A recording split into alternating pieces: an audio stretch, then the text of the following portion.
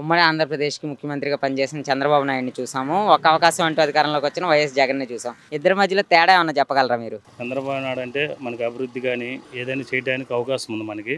అదే జగన్ వల్ల అంటే చేయాలంటే కొంచెం ఇబ్బందిగానే ఉంటుంది. చంద్రబాబు నాయుడు గారు ఏంటంటే సాఫ్ట్వేర్ కానీ, విద్యార్థులకు కానీ, చదువుకునే వాళ్ళకి కానీ, కాలేజ్ స్టూడెంట్లు కానీ, ప్లేస్మెంట్లు రావడానికి కానీ, మనకి డెవలప్ అవ్వడానికి చంద్రబాబు నాయుడు గారు అంటే చాలా అవకాశం ఉంది మనకి. రాజధాని డెవలప్ చేయడానికి కానీ, పోలవరం ప్రాజెక్ట్ డెవలప్మెంట్ చేయడానికి కానీ, మన ఆంధ్రప్రదేశ్ అనేది మనకి మెయిన్ ఒక రాజధాని అనేది లేదు మనకి. ఒక రాజధాని అనేది డెవలప్ చేయడానికి కూటమి ప్రభుత్వం అయితే మనకి చాలా మేలుగా ఉంది మనకి. అంటే ముఖ్యమంత్రి చంద్రబాబు అయితే 2047 విజన్ అంటున్నారు. వైసీపీ వాళ్ళు ఏమంటున్నారంటే ఇప్పటికే ఆయనకి వయసు అయిపోయింది. ఆ విజన్ అనేది ఏం కనపడుతది అంటున్నారు. ఇప్పుడు మనకి వయసు గురించి కదా కావాల్సింది. వయసు అనేది ఇప్పుడు ఈయన అనుభవం గల మనిషి చంద్రబాబు నాయుడు గారు. ఇప్పుడు ఆల్రెడీ హైదరాబాద్ని డెవలప్ చేసిండు. అట్నే మనం కూడా ఏంటంటే ఆంధ్రప్రదేశ్ని డెవలప్ చేయాలని కోరుకుంటున్నాం. చంద్రబాబు నాయుడు గారు అయితే మనకి డెవలప్మెంట్ అనేది బాగుంటుంది. పిల్లల చదువు గురించి కానీ, ఎడ్యుకేషన్ గురించి కానీ, సాఫ్ట్వేర్ కంపెనీలు రావడానికి కానీ చంద్రబాబు నాయుడు గారు అయితే ఎందుకంటే అనుభవం ఉన్న వ్యక్తి మనిషి ఈయన. ఎప్పటి నుంచో ఉన్న ముఖ్యమంత్రి ఈయన. దానివల్ల మన ఆంధ్రప్రదేశ్ బాగా డెవలప్ అవుతుందని మనం కోరుకుంటున్నాం. అంటే రాష్ట్రంలో తీసుకొస్తున్న ప్రాజెక్టులు కానీ లేదంటే రాజధాని నిర్మాణం గురించి కానీ చంద్రబాబు అయితే దోచుకోవడమే అలవాటుగా మారిపోయింది. మోడీ దగ్గర నుంచి వచ్చే నిధుల్ని ఆయన స్వలాభం కోసం వాడుకుంటున్నారు. ఇప్పుడు దోచుకోవడం అంటే ఇప్పుడు అంతకుముందు వైసీపీ ప్రభుత్వంలో ఉన్నప్పుడు వాళ్ళు దోచుకోవడం జరిగింది. అలాంటిది అనేది అందరూ ఎవరు దోచుకోవడం అంటం అనేది అది తప్పది. ఇప్పుడు చంద్రబాబు నాయుడు గారు ఏంటంటే ఇప్పుడు మన ఆంధ్రాని బాగా డెవలప్ చేయాలని ఆయన ఆలోచన కూటమి ప్రభుత్వం. దానివల్ల ఇప్పుడు ఆ గవర్నమెంట్ దోచుకోబట్టేకపోయింది. అది దోచుకోకపోతే నీటి శుభ్రంగా చేస్తే జనాలకు ఇబ్బంది లేకుండా ఉండేది.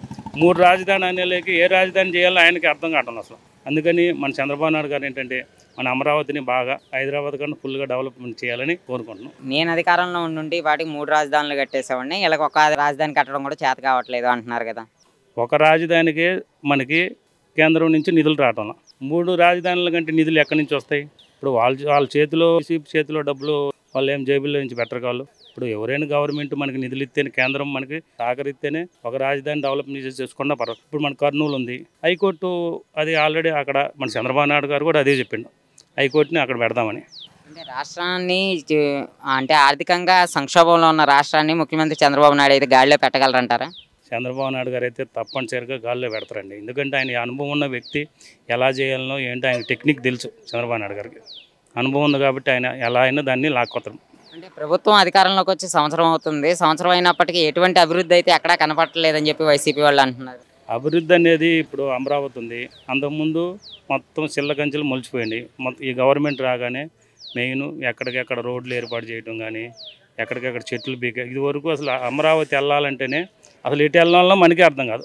ఇప్పుడు మేము ఇట్టి కాలేజీ వెళ్ళినాం, ఇట్టి కాలేజీకి అసలు వెళ్ళాలంటేనే గొయ్యలు కానీ అసలు చండాలు బండి వెళ్ళడానికి దారి లేదు సరిగా.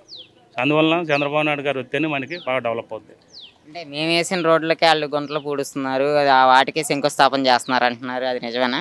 వాళ్ళు వేసిన రోడ్లు అసలు ఎక్కడ, మేము ఆల్రెడీ ఇప్పుడు 2020లో ఇట్టి కాలేజీ చూడటానికి వెళ్తే అక్కడ సరిగా రోడ్డు ఒక్కడ కూడా సరిగా లేదు. అన్ని గొయ్యలు, బండి వెళ్ళడానికే చాలా ఇబ్బందిగా ఉంది. అంటే 3 సంవత్సరాలు ఉపయోగపడితే మళ్ళీ అధికారంలోకి వస్తాను వైఎస్ జగన్ అంటున్నారు, ఇది జరగచ్చు అంటారా? 3 సంవత్సరాలు వైఎస్ పరిపాలన అధికారంలోకి వస్తని అది జనాలు నిర్ణయించేది. ఆయన అనుకుంటే సరిపోదు, ఏదైనా జనాలు తలుచుకుంటే దాన్ని బట్టి. అంతేగాని నేను వస్తానంటే అంతకుముందు కూడా ఎలక్షన్లో అవ్వకముందు కూడా నేను వస్తాను మీకు తిరిగేలేదు అని ఎన్నో చెప్పిండు. వచ్చిండేటి మనకేమన్నా. అంటే రాష్ట్రంలో ఎటువంటి ప్రజాస్వామ్యం అయితే లేదు, ప్రతిపక్షాలు బతికే అవకాశమే లేదు అంటున్నారు, అది నిజమేనా? ఇప్పుడు ఆ గవర్నమెంట్ వచ్చినా అలాగనే ఉంది. ఒకరి మీద ఒకరు కక్షలు సాధింపుకోవడం తప్పితే ఇప్పుడు వాళ్ళు చేసినారని వీళ్ళు చేసినారని మనకి కావాల్సింది అది కాదు. మనకి జనాలకు గవర్నమెంట్ మన ఆంధ్రప్రదేశ్ డెవలప్మెంట్ చేయడానికి కావాలా. అంతేగాని ఆ గవర్నమెంట్ వచ్చినదని వాళ్ళు, ఈ గవర్నమెంట్ వచ్చినదని వీళ్ళు జనాలను ఇబ్బంది పెడితే అది చాలా ఇబ్బందిగానే ఉంటుంది. అంటే ఇప్పుడు అభివృద్ధి అనేది చూపించలేక వరుసగా అరెస్టులు అయితే చేస్తున్నారు అంటున్నారు, అది ఎంతవరకు నిజం అంటారు? ఇప్పుడు అరెస్టులు అనేది ఆ గవర్నమెంట్లో వాళ్ళు చాలా నేరాలు చేశారు కాబట్టి అది గవర్నమెంట్ చేయడం కాదు. ఇప్పుడు సిబిఐలు ఉండరు, వాళ్ళందరూ చేసే, అంతేగాని ఈ గవర్నమెంట్ చేపిస్తున్నారు వాళ్ళు చేపిస్తున్నారని మనం అనుకోవద్దు. ఇప్పుడు ఎవరు ఎంక్వైరీ వాళ్ళు వేసి దాన్ని బట్టి గవర్నమెంట్ చూసుకుంటుంది. ఈ సిబిఐలు ఇప్పుడు ప్రస్తుతం అయితే లిక్కర్ స్కామ్లో మిథున్ రెడ్డి అరెస్ట్ అయ్యారు.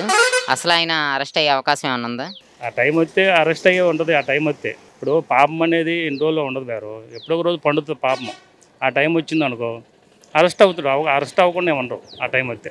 అంటే అసలు స్కామ్ అనేది జరగలేదు, టీడీపీ ప్రభుత్వంలోనే మద్యం ఏర్లే బారింది అంటున్నారు. అది ఎలా చూడొచ్చు అంటారు? ఇప్పుడు ఆ గవర్నమెంట్లో ఒక ఫోన్పే కానీ మొత్తం క్యాషే, ట్రాన్సాక్షన్ అనేది రూపాయి జరగల, మొత్తం క్యాషే ఆ గవర్నమెంట్లో. అసలు ఆ అమౌంట్ అంతా ఎటు వెళ్ళిందో ఎవరికి అర్థం కాదు. అదే మనకి ఫోన్పేలు అకౌంట్ల ద్వారా అయితే మొత్తం అకౌంట్ ఉంటుంది దానికి సంబంధించింది. దానివల్ల ఆ అమౌంట్ అంతా ఏమైందో సిబిఐలో ఉంటారు, ఎంక్వైరీ ఉంది, మొత్తం వాళ్ళే చూసుకుంటారు.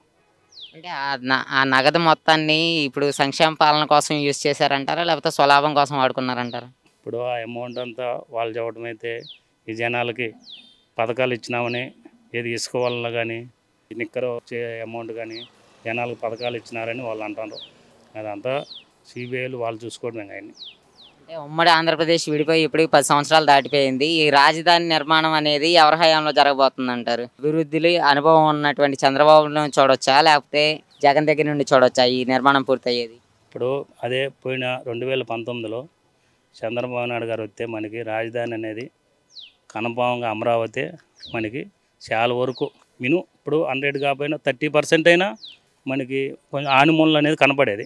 2019లో గవర్నమెంట్ మారటం వలన అసలు ఆ రాజధాని గురించి అనేది ఏమీ పట్టించుకోలేదు. ఎంతోపుకి 3 రాజధానులు, అంతేగాని ఈ పథకాలు చూసుకోవడమే. కానీ రాజధాని గురించి అప్పుడే 2019లో మనకు చంద్రబాబు నాయుడు గారు వస్తే మన ఆంధ్రప్రదేశ్ చాలా వరకు 30% అయినా డెవలప్ అయ్యేది. పోలవరం ప్రాజెక్టు కానీ ఇవన్నీ